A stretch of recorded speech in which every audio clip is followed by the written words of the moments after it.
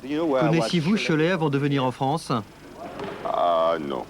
À question stupide, réponse laconique. Comment vouliez-vous qu'un Américain connaisse Cholet, sous-préfecture du Maine-et-Loire? Cholet, 60 000 habitants, même en France ce n'est pas un haut lieu touristique. Et du côté industriel, ce n'est guère mieux. Difficile en effet de rivaliser avec Nantes, distant d'à peine 60 km. Mais Cholet est en train de se créer une nouvelle image de marque. Grâce à quoi? Eh bien, au basket et au sport. Une ville pourtant bien sage s'enflamme tous les samedis soirs pour une équipe de premier plan.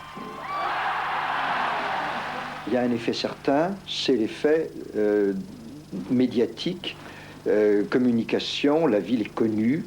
Dire qu'il y aura une retombée économique, je le souhaite. Et nous ferons tout pour que cela aboutisse à des retombées économiques, mais on ne peut pas dire à l'avance qu'il y aura une retombée économique. Le basket à Cholet, une passion vieille de 10 ans quand le club joue encore en régional. Et 1 à 1, le CB, autrement dit le Cholet Basket, a gravi les échelons pour accéder cette saison parmi l'élite. Et surprise, voilà le club leader du championnat. Un homme à la base de cette réussite, Jean Gall. L'ancien de Berck, l'actuel entraîneur de l'équipe de France, sa rigueur et sa passion ont fait merveille dans les Mauges. Il a su créer en quelques mois une équipe, un groupe qui étonne la France du basket. Les sorciers au basket ou dans d'autres disciplines n'existent pas. Disons que j'ai la chance d'avoir de bons joueurs qui ont répondu complètement à ce que je leur demandais. À partir de là, c'est plus facile. Je pense que la grosse individualité du club, c'est Jean Gall. Et puis bon, qui impose une dynamique, et puis nous derrière ensuite. Symbole de la réussite de Cholet, le public. Contre Limoges, plus de 6000 spectateurs, un atout non négligeable dans une région qui n'a rien à voir avec le Béarn. Pourtant, le public des Mauges est aussi chaud et passionné que celui d'Orthez.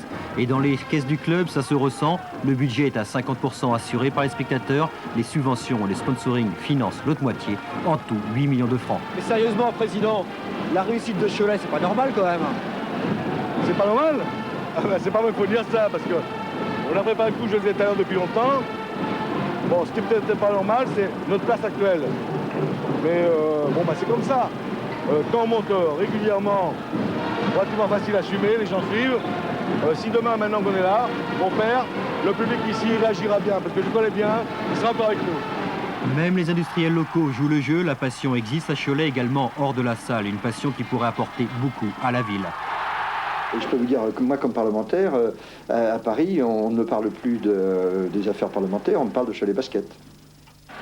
Et pour résumer tout cela, une image, celle d'un après-midi de défaite pour Cholet battu par Limoges, des joueurs déçus, un entraîneur qui l'est encore plus, mais le public les réclame et l'on voit Demaury pousser Jean Gall du geste et de la voix.